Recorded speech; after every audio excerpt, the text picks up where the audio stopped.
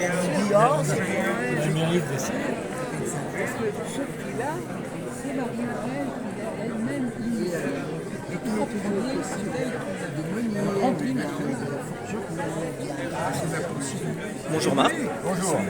Donc, nous sommes toujours au salon de Carré-Letton et donc avec Marc Rey qui écrit des livres a priori plutôt historiques, on va dire. Ben, de tout, j'aime pas refaire deux fois la même chose, sinon je m'ennuie. C'est bien, du coup ça ne lasse pas les lecteurs. Voilà. Et donc je vois par exemple notamment que vous êtes allé sur le terrain de la bande dessinée. Oui, alors c'était nouveau pour moi.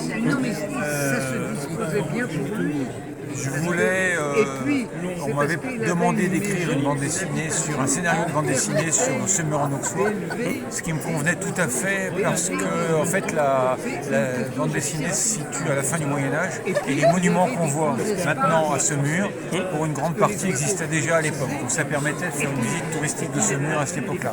Maintenant, il fallait inventer une histoire autour. Et donc pour ça, comme j'ai fait quelques fois, j'ai pris une anecdote, la visite de l'évêque d'Autun à Semur à la fin du Moyen-Âge, et j'ai imaginé que des gens veulent l'assassiner et que l'épouse du capitaine de gendarmerie apprend le complot, se dit si on laisse gérer ça par les mecs, ça va être un bain de sang, et donc avec mes copines on va s'en occuper. Ah, donc c'est une fiction historique. Fiction historique, des lieux qui ont vraiment existé. J'ai travaillé avec la responsable du patrimoine de Semur, dans une maison d'édition spécialisée dans la gastronomie médiévale. Donc voilà, là, il ne pardonnait rien au niveau des détails. Oui, voilà, donc c'était pointu au niveau histoire. Et au niveau de la documentation, vous avez travaillé comment beaucoup, un mètre de livre à peu près. Internet, enfin des recherches diverses sur l'histoire, sur les récits. Il a fallu que je me documente beaucoup sur le duché de Bourgogne. On n'était pas en France à l'époque. Oui. Les frontières, je fais du tir à l'arc, ça m'a aidé un peu pour une partie parce qu'on essaie de tuer l'évêque avec un arc. Oui. Donc il ne faut pas dire n'importe quoi sur les arcs. Voilà. Donc, et là, il y a des gens assez pointus là-dessus, donc ça va, j'ai assuré de ce point de vue-là. Moi-même, je tire avec ce type d'arc. Donc c'était très très documenté. Oui, c'est vraiment. Vous partez pas de rien. Sympa. Alors je vois quand même dans vos ouvrages, il y en a qui sont signés Marc Rey et d'autres Marc Rojanski. Alors, à l'époque où je travaillais, je voulais un peu ne pas mélanger la vie littéraire et la vie de boulot. Donc j'avais pris un pseudonyme qui est en fait le nom d'un ancêtre polonais qui a dû lui-même changer de nom pour échapper à une insurrection contre les Russes. Donc il y avait un nom disponible que j'ai repris. Donc c'est Rojanski. Marc Rey, c'est mon vrai nom. Ok, d'accord. En plus ça ne change pas les initiales, c'est pratique. Oui, tiens, j'avais pas pensé à ça, mais bravo, merci. D'accord, alors le Noël de Gargantua par exemple, ça vous parle de quoi Mon éditeur, les éditions de l'Armançon à l'époque, oui, qui ont disparu. Mais j'étais co-gérant de cette maison. Ah d'accord. M'a dit j'ai rien pour Noël. Et je lui ai dit si tu veux je t'écris un livre. Il m'a répondu ok, t'as 2 mois. C'est cool. C'était un... Et donc moi j'avais quelques idées, je me suis dit tiens, depuis longtemps, si Gargantua revenait, il pourrait péter pour faire tourner les éoliennes ou des choses de ce goût-là. Donc j'avais quelques vagues idées. Et puis j'ai imaginé que Gargantua, un jour qu'il avait trop bu, a voulu faire la sieste. Comme c'est un roi, il a voulu faire la sieste à côté du roi Arthur, qui dort dans l'île d'Avalon, au Danemark. Mais ses copains étaient aussi bourrés que lui, ils se sont bourrés d'orthographe et il s'est retrouvé à Avalon dans l'Yonne et ça commence comme ça. Ah oui, du coup ça raccroche quand même sur la région. Oui, donc il se balade dans l'Auxois, il vide la cave du maire d'Avalon, il rebâtit les murs de Semur en Auxois, il est invité par Rebsamen à Dijon, voilà. Ah oui, et en plus c'est contemporain. C'est contemporain. Et donc, changeons un peu d'ouvrage. Lettre à Etty, correspondance. Alors, Etty Ilsum est une dame qui a vécu à Amsterdam pendant la guerre, qui est morte à 27 ans à Auschwitz. Donc juive, j'imagine. Juive, oui. Etty, c'est Esther, c'est diminutif d'Esther. Et elle a écrit un journal intime qui a été publié en 80. Et j'ai été tellement marqué par ce livre, ce qu'elle a écrit, j'ai commencé à lui écrire des lettres. Alors, des fois je l'engueule, des fois je suis d'accord avec elle, j'ai une relation très étrange avec cette dame, et ça finit par un bouquin, quoi. Donc, où à la fois je réagis à ce qu'elle écrit, et je réagis aux événements, les attentats du Bataclan ont eu lieu pendant que j'écrivais le livre, donc c'est rentré, j'en parle, je lui en parle. Donc voilà, il y a une... Mais cette dame, elle est morte.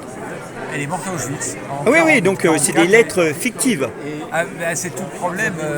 Mon épouse m'a dit, je suis pas mécontente qu'elle soit morte parce que tu as quand même une relation très étrange avec cette dame. Oui, elle aurait été un peu jalouse que... Voilà. Peut-être. C'est possible. Alors après, je sais pas, un autre livre dont vous voulez me parler plus particulièrement le plus ancien, c'est celui-là. Il y en avait un autre qui était épuisé. Oui. Comme mon papa était polonais et ma mère française, j'ai voulu faire un livre sur le dialogue entre deux civilisations. Oui. Et c'est un galvaché. Alors, dans le Morvan, on sait ce que c'est, les galvachés. C'est des gens qui débardaient les forêts, qui rencontrent des tziganes. D'accord. Et comme je fais de la musique traditionnelle, du cornemuse accordéon, j'ai voulu le faire voir qu'est-ce que ça donnait, cette rencontre entre un paysan du Morvan et des tziganes, paysans qui lui-même faisaient un métier nomade, puisque les galvachés allaient de chantier en chantier. Et puis ensuite, je me suis lancé dans le roman policier avec celui-là, où je suis parti d'un fait réel, la mort du poète à Dijon, à l'époque de Louis XIV, qui a écrit les vers en latin au-dessus de la fontaine Saint-Michel, à Paris. Et sa mort était très suspecte, et donc j'ai monté un roman policier avec, vous savez, unité de temps, unité de lieu, unité d'action. Oui. Unité de temps, c'est une semaine, 14 chapitres.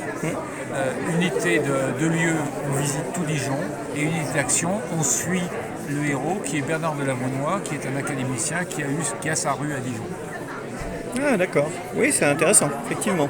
Et donc c'est un vrai roman policier. Ah, c'est un vrai roman policier. Policier et historique. C'est-à-dire à tel point qu'arrivé au milieu du roman, je me suis dit, vous voudrez bien savoir qui est-ce qui a fait le coup, parce que sinon je vais être ridicule. Donc il a fallu que... Au début, je ne savais pas du tout qu'est-ce qu'il... Ah, vous avez commencé le roman sans savoir qui était coupable. Sans savoir qui avait fait le coup, quoi, oui. Ah oui, ça c'est un peu casse-gueule. Sportif, ouais. Alors sinon, les projets, la suite, c'est quoi? Alors la suite, il y a eu d'autres livres. Le dernier que j'ai écrit sous pseudonyme avec une amie, c'est toujours une édition Mutine. Oui. Toujours aux éditions Mutine. Ouais. Alors ça, c'est un truc qui s'est vraiment passé sur une ZAD à Dijon en 2020-2021. Ah là c'est récent, on n'est plus dans le roman historique. Et là, c'est pas du roman, c'est ce qui s'est vraiment passé. Donc on est allé chercher, une ZAD qui s'est terminée sous les grenades lacrymogènes, et avec les CRS et tout, et donc on est allé chercher des protagonistes, tout ça. Ça nous intéressait de rencontrer des militants qui sont prêts à mettre en danger leur intégrité physique sans espoir de rémunération. Et ils défendaient quoi? Pardon? Ils défendaient quoi? Alors, il y avait un projet immobilier avec lequel ils n'étaient pas d'accord, dans une lutte plus globale d'éviter la bétonisation de la ville. Et donc ils ont occupé le terrain pendant 1 an et 3 mois. Ils ont fait pousser des haricots, ils ont ravitaillé des gens pendant le deuxième confinement. Ils faisaient avec le potager? Pas que des haricots, oui, c'était du maraîchage, quoi. Et voilà, tout ça, c'est une histoire, une aventure qui méritait d'être racontée. Parce que quand vous allez sur les lieux, maintenant c'est du béton. En fait, c'est un travail journalistique, quasiment. Oui, on peut dire ça. Oui, mais sans volonté. Par exemple, on n'a pas donné la parole à la mairie.